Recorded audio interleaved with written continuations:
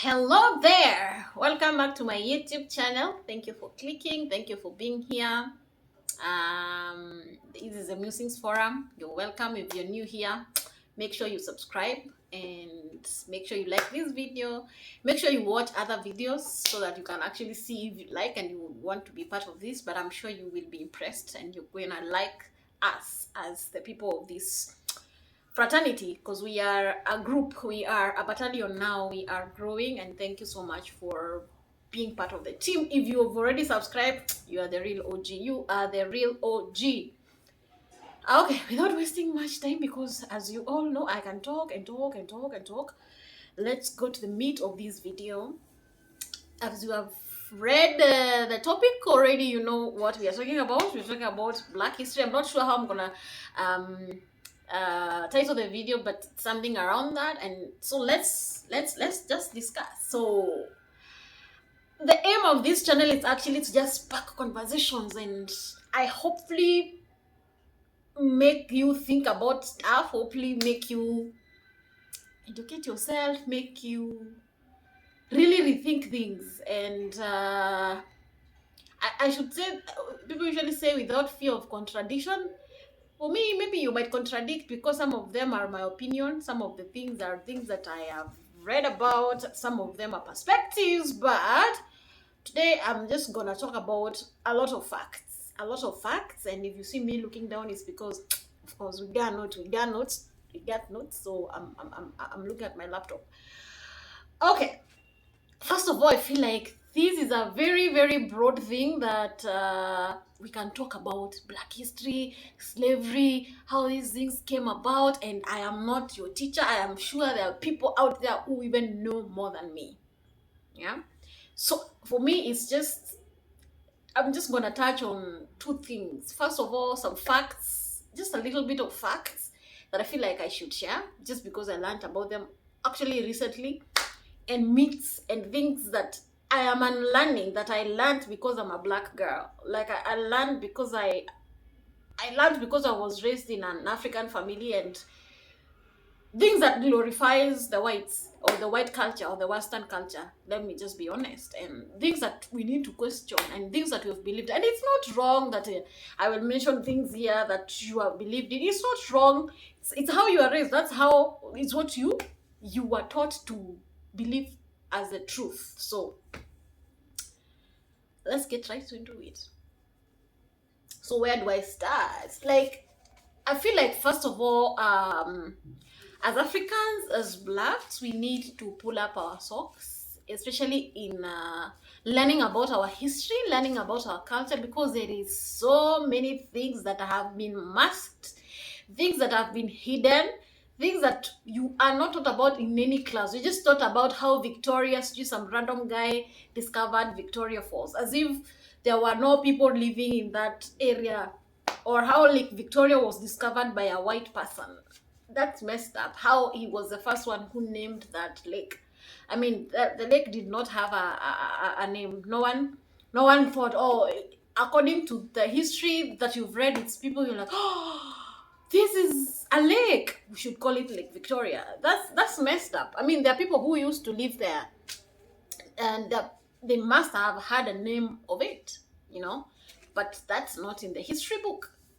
That's not in it's not in the white man's syllabus. So there is so much. I think after this video, I'm just gonna link some sources you can read. Also, there's really this girl I follow on TikTok. She gives really, really deep stuff that you never knew about. I wonder where she does her research, because those things are not even on the internet, just a snippet of the internet. And there's so much masking on things on the internet. For instance, you won't hear people talking about the richest person in history, actually, who is Mansa Musa.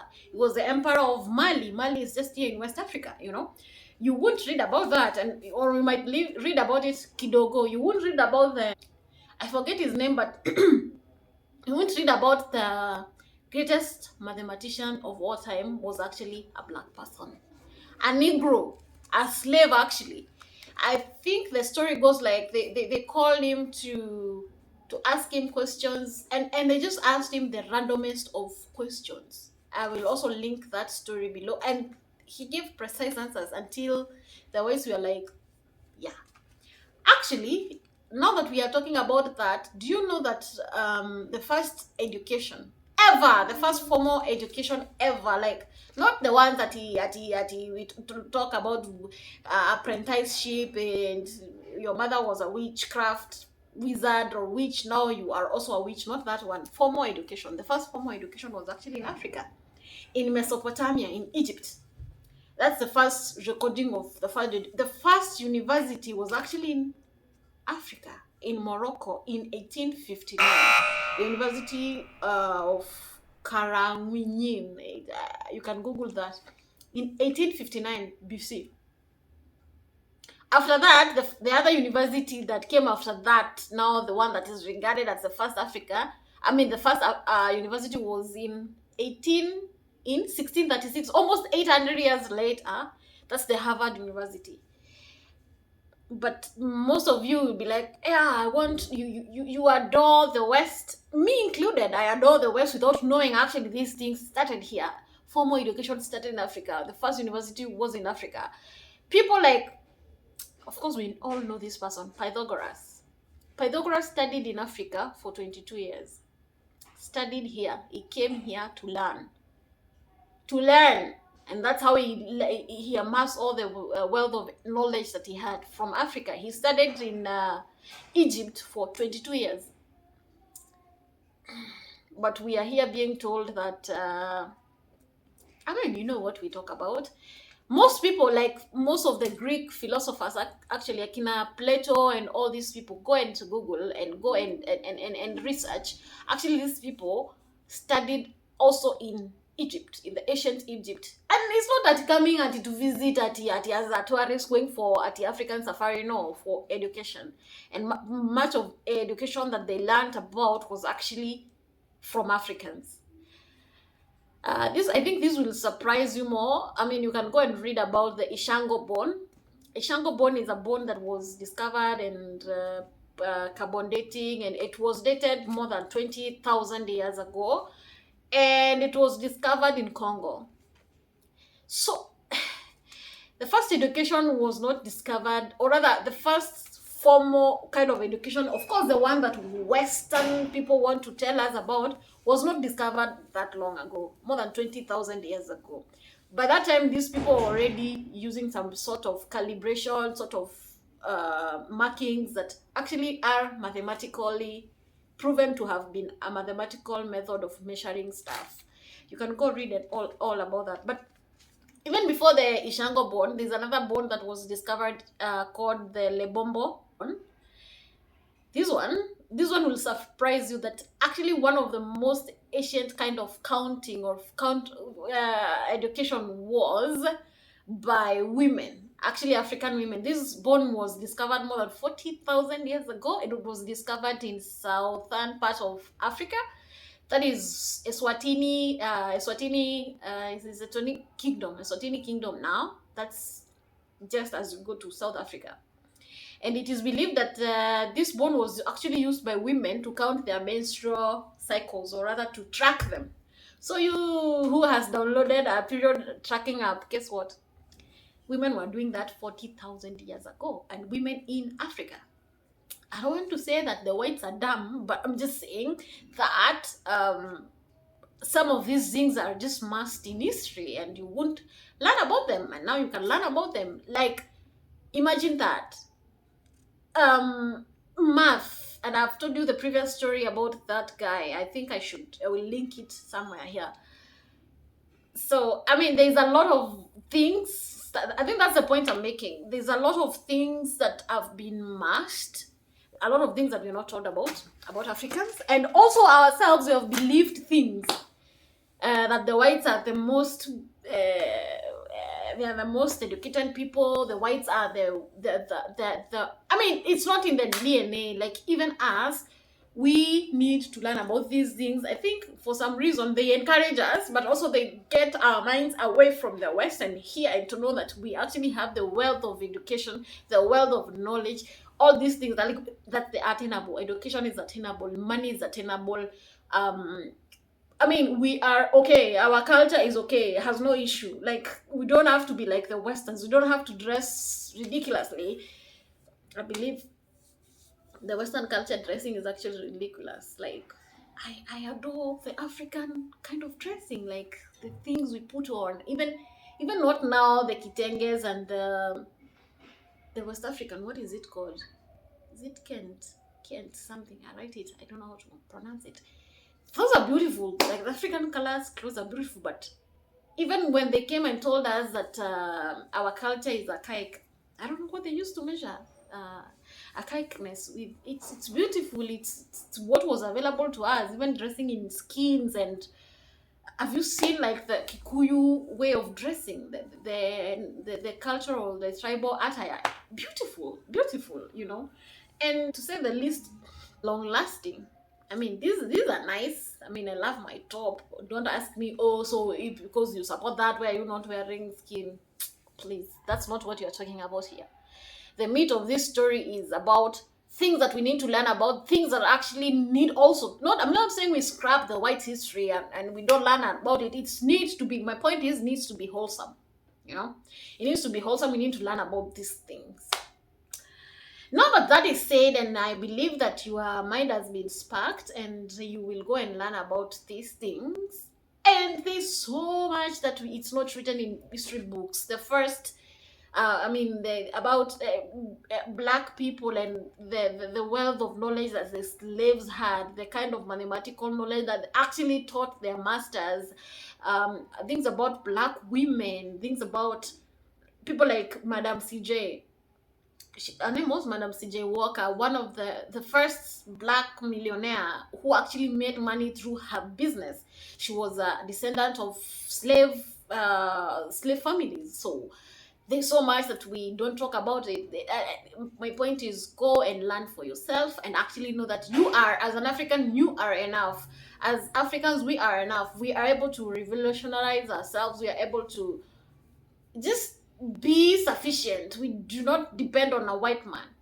And this takes me to the next part of this video, which is about the myths that you have believed about, or I have believed. Now I don't, and I'm learning not to. I have believed about white people. This video is actually not about bashing white people. It's just teaching you that you are enough as a person. You are enough as a black person. You do not need a white person to tell you who you are, who you can be, who you cannot be. And the things that they taught about. First of all, number one, I have already said it. They said that our culture is archaic. Our culture is actually not archaic. We were organized. We had kingdoms. We had kings. We had an ecosystem that was working. We did not have to. We actually had parliaments. The other day I was in Coast, and this Gedi, Gedi ruins? That was a whole kingdom. It had courtrooms, it had a library, it had the ecosystem, everything that we are told now we should be civilized and we should have parliament and all these things. We had them. I don't know what's the difference is then and now. Maybe because then it was Kitambo, but even now, I mean, it's the same thing we are fighting for. I mean, I don't know, maybe they wanted us to speak English. I'm sure they spoke Swahili in the Gedi kingdom. That's just an example. It was a whole ecosystem, and you can also go and read about that. That's number one. Number two, this one is a deep one. It's a deep one. Here, what is the first thing you as an African, what's the first thing you comes to mind when you see a person with dreadlocks? First of all, you think they are revolutionary. Why do you think they are revolutionary? You think that they are, what's the word I'm looking for? You feel like they are strong in a way. They are fighting for some. No, they are not fighting for something. This is the African hair. This is the natural African hair. What makes you believe that this is not cute? This is actually chaotic. This is actually ugly. And putting on a weave from some Indian person that is all this, then that's beautiful. This is not beautiful. People end up wasting a lot of money in putting chemical on your hair. And I'm not bashing you. I'm just saying you should have knowledge. I hope you don't do that because you think it's ugly. No, it's also a choice. Yes, I'm not saying you have dreadlocks, no, but I'm just debunking the things that you have believed. And it's not right, and you can deny or not, but it's true. Like, even in Africa, I mean, I'm laughing because of the stories I have been told, first of all, by my own parents about my hair. I remember when I got my first job, I didn't have long dreadlocks. I had short hair, but it was coiled. So when I came back home and called my mom, I was like, yeah, the interview went on and they gave me a job. It's like, they did what? They gave you the job with your hair? What kind of people are those in the interview? Literally, that's what my mom was surprised. It was like, they gave you the job. My point is, do not associate dreadlocks with thugs. Dreadlocks with crime. Dreadlocks with... The point I was making earlier, anti-revolutionary. No, we are not revolutionary. We're just normal. It should be normal. It should be normal. Like, I'm not I'm not an activist, so it's the one I'm looking for. I'm not an activist now because I have dreadlocks. No.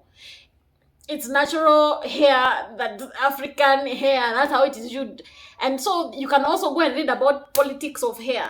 The way the whites made our hair look bad. First of all, it's because I know, like the Mau, you can also read about it. They use this one as the identity. Like, if you had dreadlocks, it means you were against the whites, and vice versa. If you didn't keep locks, then... So you can also read about that. So the fact that the people who are fighting the whites during the colonialism had dreadlocks, then the whites made us think that dreadlocks are bad. But actually, dreadlocks are not bad. Dreadlocks are not bad. This is the natural texture of an African person. You don't have to spend not millions, but I am sure beauty industry is $1 million industry. You don't have to spend a lot of money straightening your hair. If you can keep it like that, and it's okay. It's okay. It's okay. So, I mean, you can talk all about it and about hair, but go and read also about yourself and how that has... So the notion of straightening your hair, it was also like an economic kind of a thing. The white person created all these things, the hair products, to lie to us, because I believe that's a lie, to lie to us that the only cute hair is a straight hair. You don't have to. Disclaimer: if you like your hair in a beautiful wig from, I don't know, I hear wigs cost like 38,000. Do you? I hear there are wigs that cost even 100,000. Please, by all means, wear your wigs. By all means, do whatever you want. Cut your hair, grow dreadlocks. My point in this is that don't not do this thing. Don't not keep your hair. Let no one tell you that your hair is bad. Your hair is not bad. Your hair is fine. That's your hair. You don't have to have straight and curly hair for you to be beautiful. Your hair is beautiful the way it is. I mean, look at this.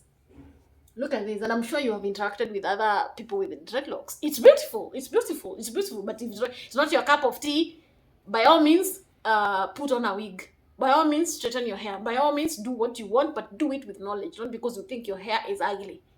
Point taken? I think there's something else I wanted to say about hair. And this is also controversial. I want to speak about also men with dreadlocks. There's no issue with that. Why don't... If you have an issue with men with dreadlocks or men with long hair, how come you don't have an issue with the white person who is the CEO of your international company who keeps his hair? How come he's not shaven at like this face? So the best groomed man is the man whose hair is cut, kapsa. Why? But you have no issue with people like Jason Momoa. You know Jason Momoa? the guy for Game of Thrones. Literally, his hair is here. But because it's curly hair, now that's okay. But an African man cannot keep his hair long. How is that untidy? How is he a gangster? How is he a thief? How is he a drug dealer? Because he has dreadlocks. And even women with dreadlocks. How are they drug dealers? That's just messed up. Things that we have messed up in our mind that we need to change. And I'm here to spark that conversation. Yeah. Okay, thank you. I can go on and on and on. Actually, there's a video I did about hair, and I'm going to link it somewhere here. You can go and read about it. I got carried away by that. I think the other thing about things that we have believed in is we have believed in that I feel like has been purported by the white person is this thing about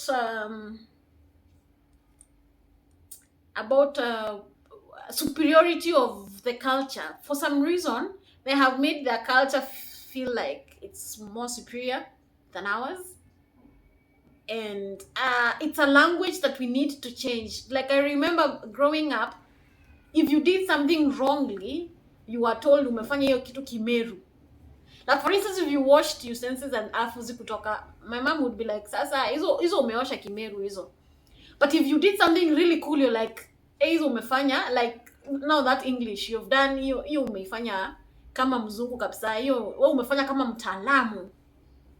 But that's also messed up, you know. We need not associate bad things with the African culture and good things with this other culture.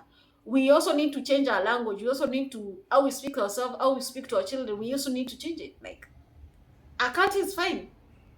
It doesn't have to be associated with the negative things. And we can talk on and on and on about that. But there are so many things. Like, if you go to places like, even the dressing, and I've talked about this earlier, if you go to places like the ones that wear skirts, they are God skills or something.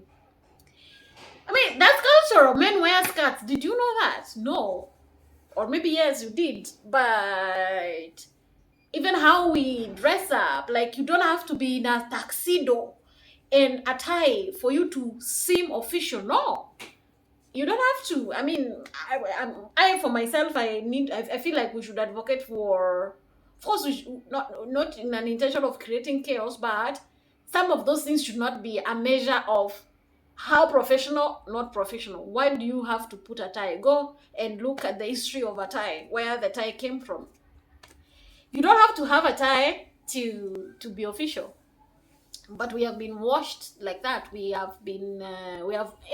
admittedly, we have grown up and found people wearing ties, and the ones that wear ties and suits are the ones that are official. But ideally, that's just an English supremacy thing.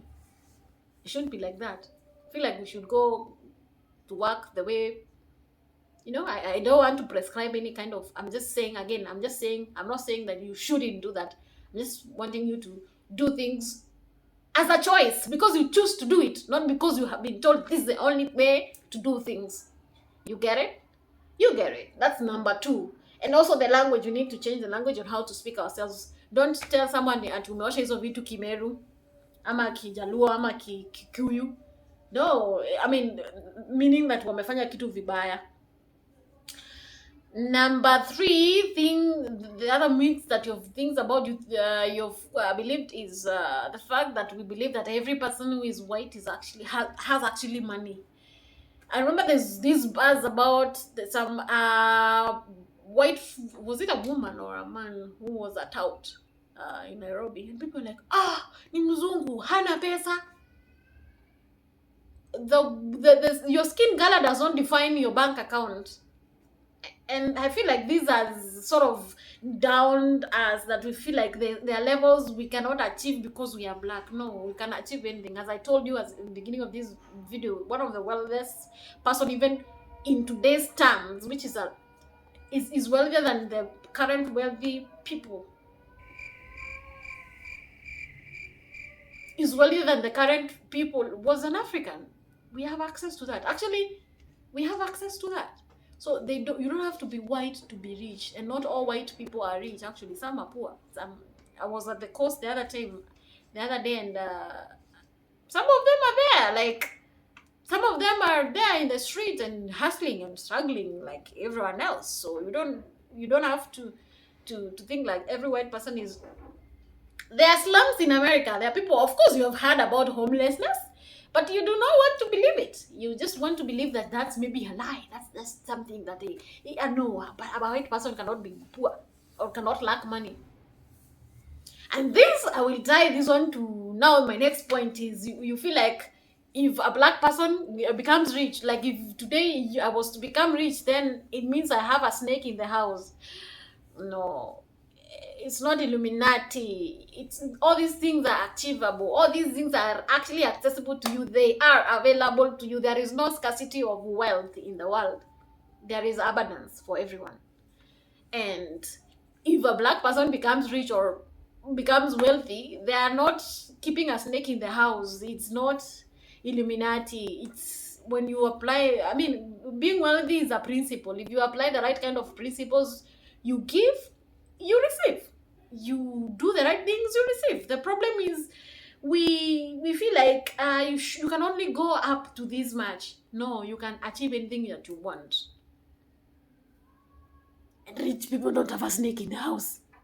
They don't have a secret room. Well, most of them. That's not what made them rich.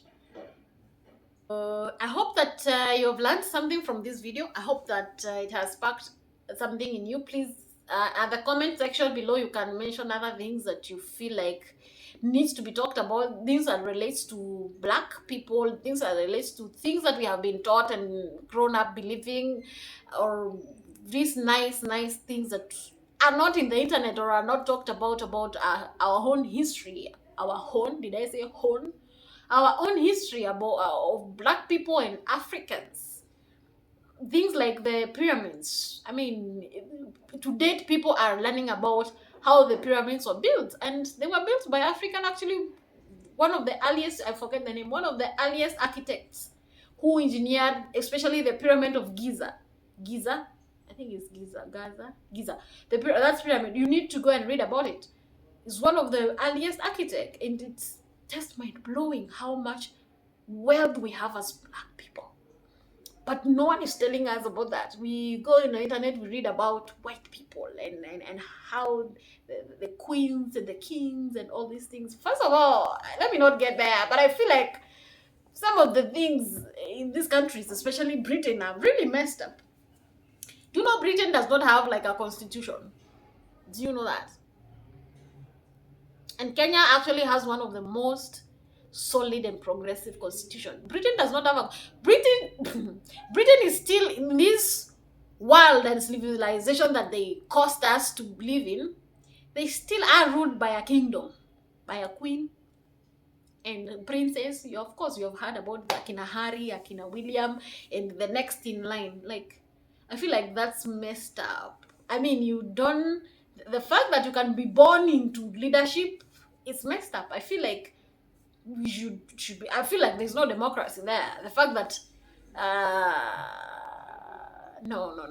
The fact that they are still ruled by. I feel like there should be democracy. I feel like leaders are trained. Leaders are born, not because you were born by a prince, so now you are a leader. I feel like that's wrong, but that's just me. And I feel like even like the African kingdoms, they were not.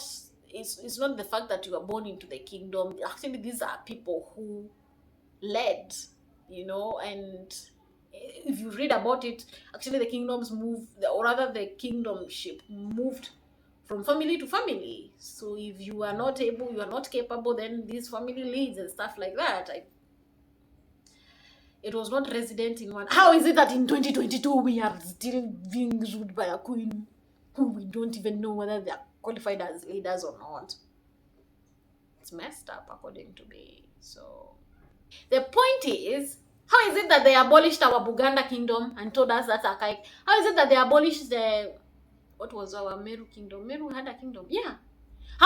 Point is, African, how were they abolishing and now they actually talk down upon King Muswati. I know there are all messed up things about Muswati and marrying young people blood. It's a kingdom.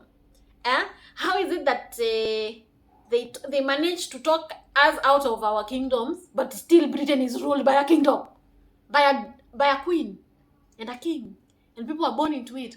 How is that kingdom is okay, but our kingdom is not okay? Our kingdoms are not okay. You see what I mean? Yeah, so it's just an issue of perspective and things that we've believed in. And I feel like we can walk out of those ones. Yeah. So I know I have been all over the place, but I feel like this has been a productive video, and I pray that we change our minds and we think differently and we question more things that we've believed sometimes. And it's not bad that you've believed those things. That's how you were raised, that's how people taught you, but it is your responsibility now to learn and to unlearn and to change perspective and to raise your kids better and to raise a better generation. So more love to you. If you've liked this video and you've watched it this far, it means you like it. So click subscribe and let's grow. Follow me on my Instagram, here is my handle. Follow me on Facebook and TikTok. Kwanza TikTok hapo kuna majambos. Yeah, so until next time, thank you so much and thank you for watching, and you are the best. See you next time. Bye bye.